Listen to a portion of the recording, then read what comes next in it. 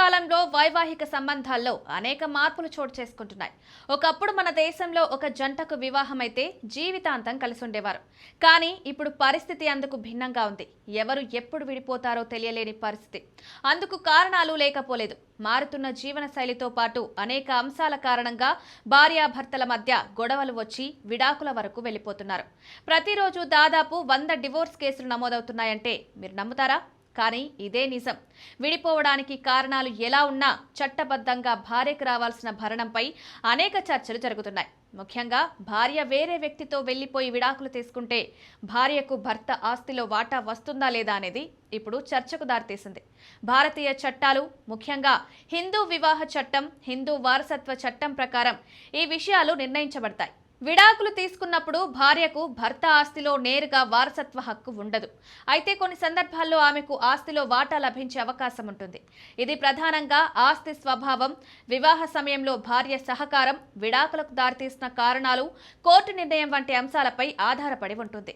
ఇక్కడ భార్య వేరే వ్యక్తితో తన ఇష్టంతో వెళ్లిపోయి చట్టబద్ధంగా విడాకులకు అప్లై చేయవచ్చు. అప్పుడు కేసు ఆధారంగా భరణం ఎంత ఇవ్వాలి లేదా ఇంకేదైనా ప్రాపర్టీ పొందేందుకు ఆమెకు అర్హురాలా కాదా అని కేసును బట్టి కోర్టు నిర్ణయిస్తుంది. విడాకులు తీసుకున్న భార్యకు భరణం పొందే హక్కుంటుంది. ఇది నెలవారీగా లేదా ఒకేసారి చెల్లించే మొత్తం కావచ్చు. భర్త సంపాదన, అతని జీవన శైలి, భార్య అవసరాలు వంటివి పరిగణలోకి తీసుకుని కోర్టు ఈ భరణాన్ని నిర్ణయిస్తుంది. అయితే ఇది ఆస్తిలో నేరుగా వాటా కాదు, కేవలం జీవన భృతి కోసం చెల్లించే మొత్తం. భార్య ఆస్తి కొనుగోలులో ఆర్థికంగా సహకరించినట్లు రుజువు చేయగలిగితే ఆ స్వయం ఆర్జిత ఆస్తిలో వాటా కోరవచ్చు.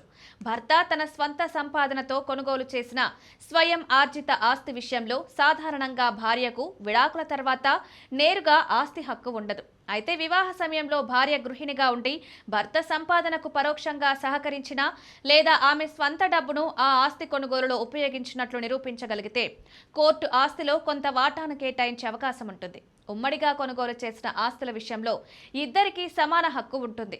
పూర్వీకుల ఆస్తి విషయంలో భర్త జీవించి ఉన్నంత వరకు విడాకులు తీసుకున్న భార్యకు ఆస్తిలో ఎటువంటి హక్కు ఉండదు. పూర్వీకుల ఆస్తి అనేది వారసత్వంగా సంక్రమించేది, భర్త వ్యక్తిగత స్వయం ఆర్జిత ఆస్తి కాదు. కాబట్టి విడాకుల తర్వాత భార్య ఈ ఆస్తిలో వాటా కోరడానికి వీలులేదు. మొత్తంగా భర్త వేరే వ్యక్తితో వెళ్లిపోయి విడాకులు తీసుకున్నప్పుడు భార్యకు ఆస్తిలో వాటా వస్తుందా లేదా అనేది కేసులోని వాస్తవాలపై ఆధారపడి ఉంటుంది.